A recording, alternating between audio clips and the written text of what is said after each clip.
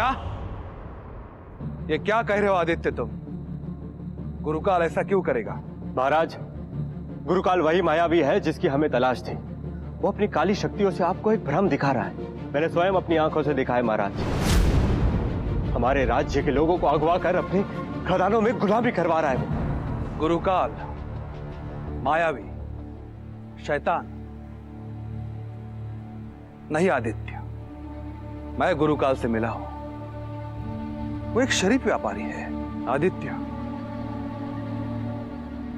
कहीं तुमसे तो कोई गलती नहीं हो रही? गुरुकाल की माया जाल भेदने के लिए सारी शक्ति लगा दी मैंने महाराज। वो सच आप कैसे जान सकते हो? और इस वक्त सूरजपुर के लोगों की जान खतरे में है महाराज। गुरुकाल को खदान की अनुमति हमने दी थी और गुरुकाल हमेशा हमें खदान से निकला हुआ सोना, हीरे जवाहरात देता रहा है। गुरुकाल पर बिना किसी सबूत के अविश्वास करना उचित नहीं है आदित्य। महाराज, गुरुकाल आपको मुट्ठी भर सोना दिखाकर सूरजपुर को लूट रहा है। सूरजपुर एक सोने की धरती है जिस पर उस गुरुकाल की बुरी नजर है। चलिए मैं आपको सच्चाई दिखाता हूं।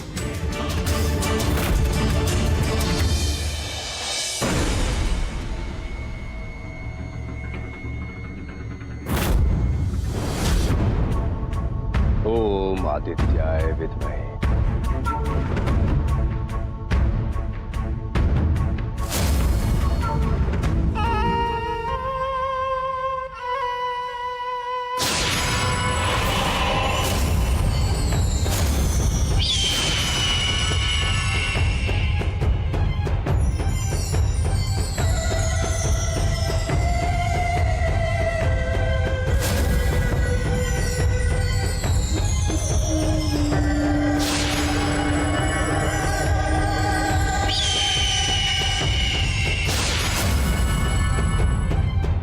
किरण को मैंने कैद कर लिया है आदित्य। अब तुम हरिसेन को कुछ भी नहीं दिखा पाओगे। अब शुरू होगा गुरुकाल का असली खेल। अब होगी गुरुकाल और अंधकार की जीत। तुम वहां रोशनी का इंतजार करते रहोगे और वो यहां मेरे पास कैद।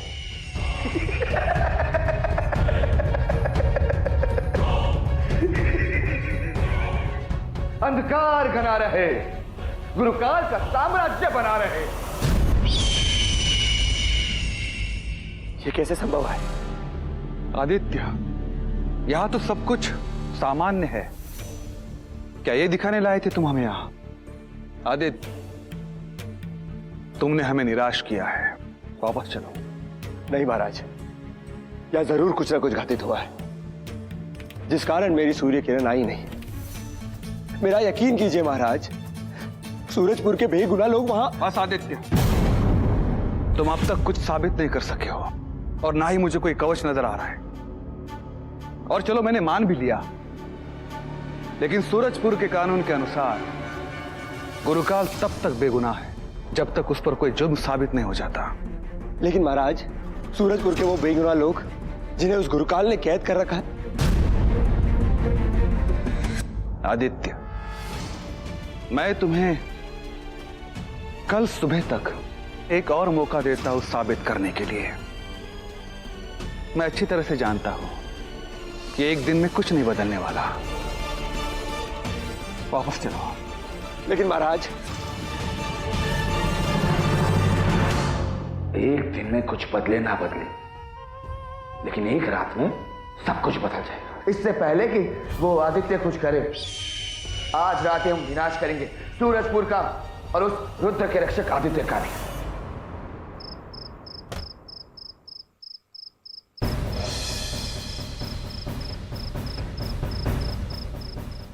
आदित्य, अभी आज युद्ध पर जाना जरूरी क्यों है?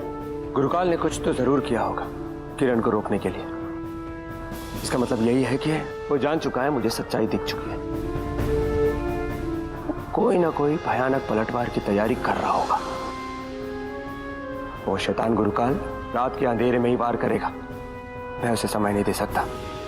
लेकिन आदित्य, उस गुरुकाल की शक्तियां अंधकार में ही अधिक होती हैं। तो फिर आप अंधेरे में उसका सामना कैसे करेंगे? अंधेरा कितना भी घना हो, रोशनी की एक किरण उसे मिटा देती है। उसी तरह सूर्य की पहली किरण निकलने के साथ ही हम गुरुकाल के जादुई कवच को ध्वस्त कर देंगे।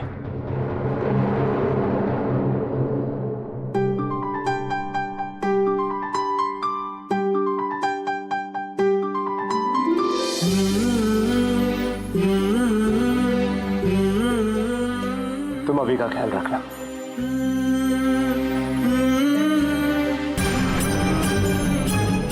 गुरुजी ने कहा था कि अभी पर तब तक कोई संकट नहीं आ सकता जब तक आदित्य अभी के पास है। हे ईश्वर, मेरे बच्चे और आदित्य की रक्षा करना।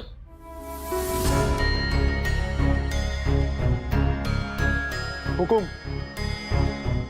शक्ति सिंह, तुम? प्रणाम हुकुम। हम इस युद्ध में आपका साथ देने आए हैं। महाराज की आज्ञा के विरुद्ध?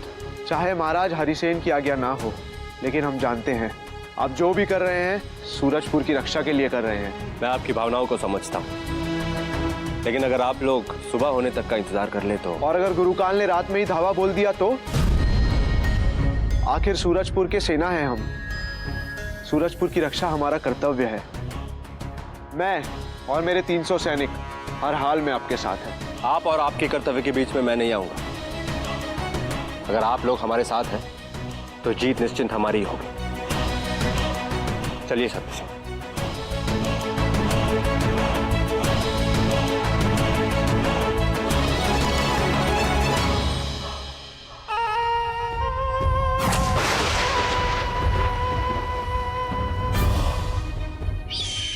अंधकार घना रहे, गुरुकाल का साम्राज्य बना रहे। सदियों से तेरे और मेरे वंश की ही लड़ाई है गुरुकाल। सूरजपुर के उन निर्दोष लोगों को छोड़ दो जिन्हें तुमने बंदी बना रखा है। तुम्हें क्या लगता है तुम इन चींटियों की फौज के साथ गुरुकाल का सामना करोगे? देखो देखो मेरी काली शक्तियों के महायोद्धा।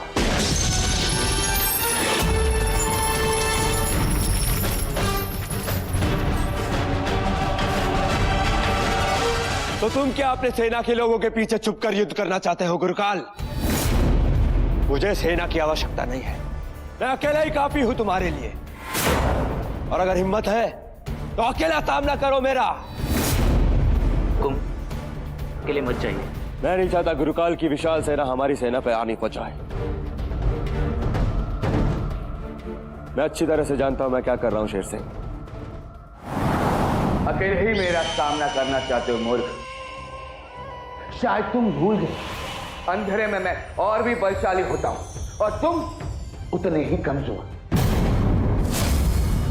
तो ठीक है, हो जाए मुकाबला।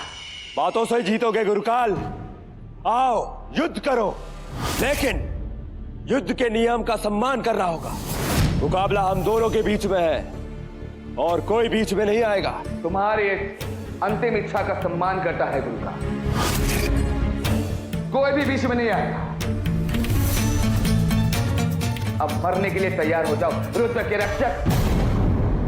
नियम नहीं कहते कि मेरे और आदित्य के बीच में कोई नहीं आएगा, लेकिन इसका मतलब ये नहीं कि कोई और जाकर उसके परिवार का नामो निशान नहीं मिटा सकता।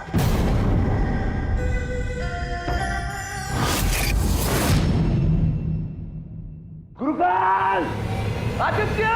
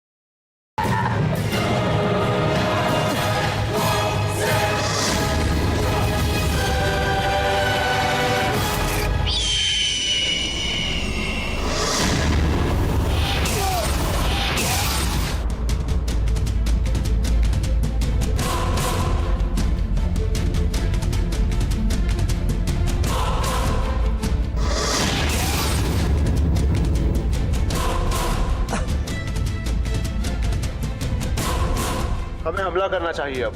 नहीं, ये युद्ध के नियमों के विरुद्ध है।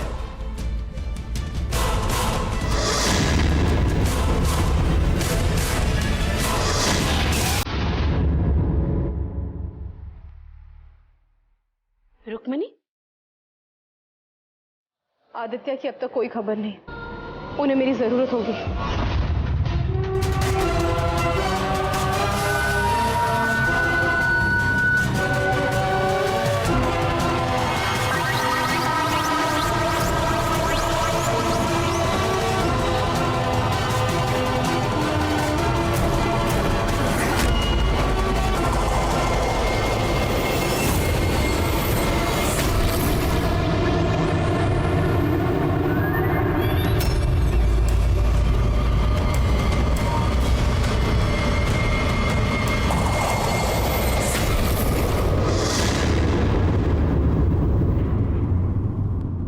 मुझे कुछ करना पड़ेगा।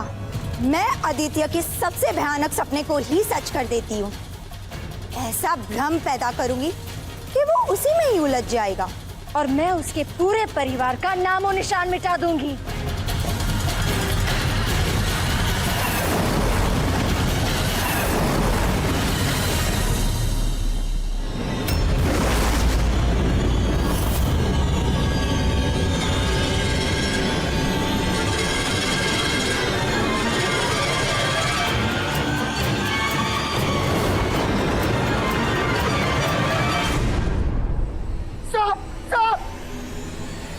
हुकुम हुकुम हुकुम हुकुम हुकुम साहब।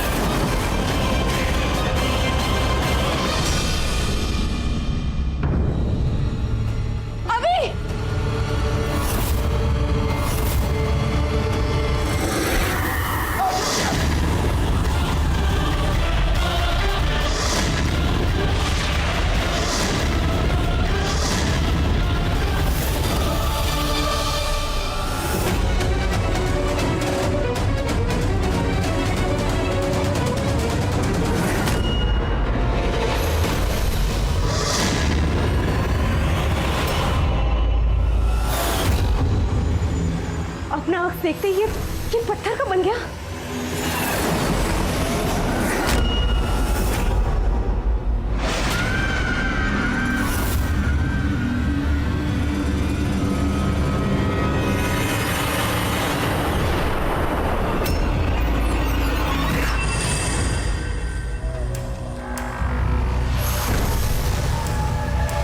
आदित्य, गुरुकाल, रुक्मणी, स्वप्न सुंदरी, आखिर में तुमने आदित्य को सपनों के मायाजाल में फंसा ही लिया।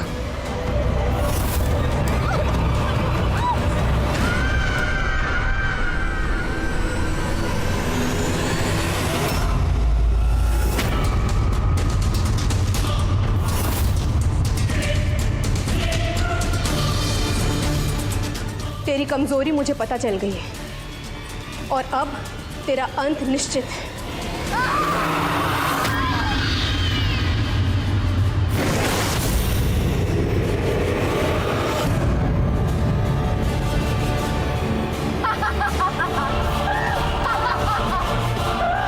मेरे अंत के बारे में छोड़ो रुक्मणी, अपने आदित्य के बारे में सोचो। तुम्हारा आदित्य गुरुकाल के शिकंजे में फंस चुका है, अब उसे कोई नहीं बचा सकता। और रही मेरी बात, मैं बदला लेने फिर से आऊंगी, आज नहीं तो कल, याद रखना।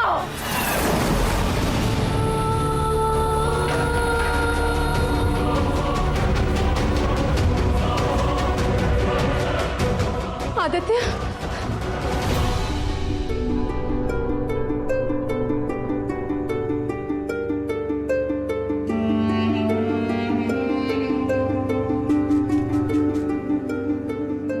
आदित्य संकट में, मुझे जाना होगा।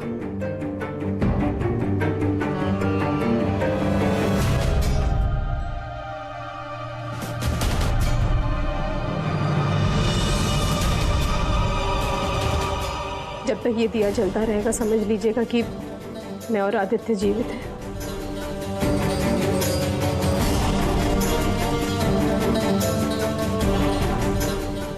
और अभी का ख्याल रखिएगा।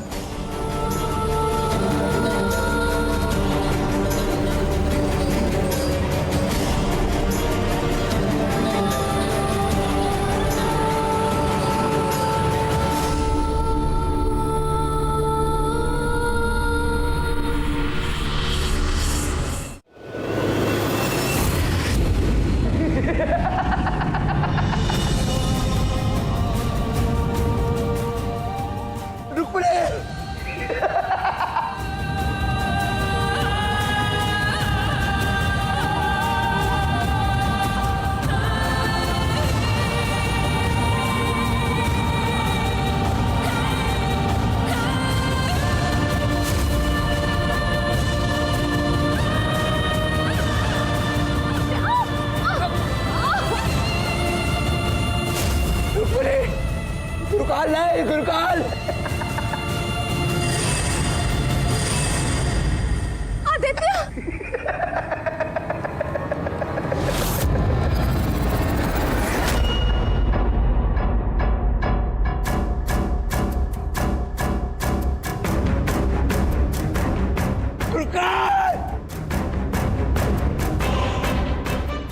गुरुकाल, जा गुरुकाल, ये सप्तक अस्त्र तुझे 7 साल के लिए निर्जीव कर देगा।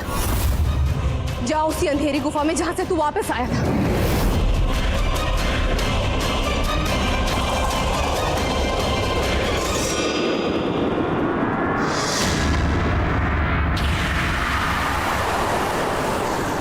आदित्य, आदित्य,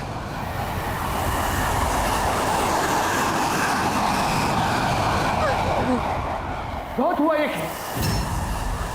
अब तुम दोनों मरने के लिए तैयार हो जाओ।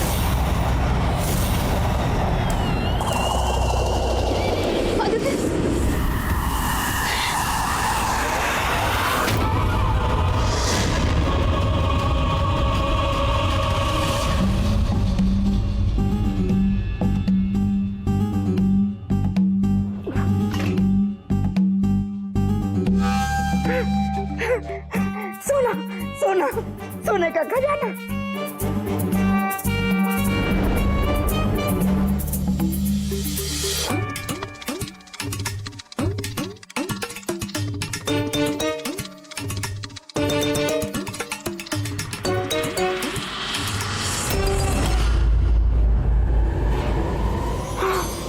दादी को यकीन तो था कि आदित्य और रुक्मिणी जीवित है, लेकिन कहां और किस अवस्था में थे इसका उन्हें कोई अंदेशा नहीं था।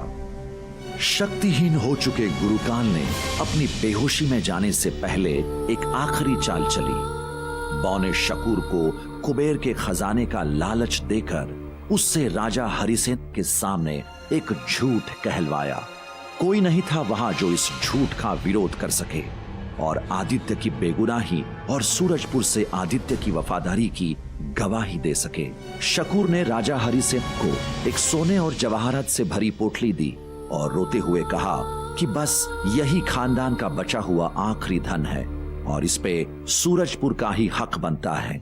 बाकी धन दौलत और गुरुकाल को अगवा करके आदित्य और रुक्मिणी कहीं फरार हो गए हैं। राजा हरिसेन ने आखिरकार शकूर की बात मान ली और आदित्य को गद्दार घोषित कर दिया और सूरजपुर में हमेशा के लिए किसी भी तरह के जादू के इस्तेमाल पर पाबंदी लगा दी। गुरुकाल के काले जादू की ताकत की वजह से आदित्य और रुक्मिणी अनंत काल तक नरक की आग में फंस गए। और आज 7 साल के बाद जहां आदित्य के मासूम बेटे अवि का जन्मदिन था, वही गुरुकाल अपनी कैद से मुक्त होकर अंधेरे सायों से वापस आने वाला था और अब इस बंद दरवाजे का राज बहुत जल्द खुलने वाला था।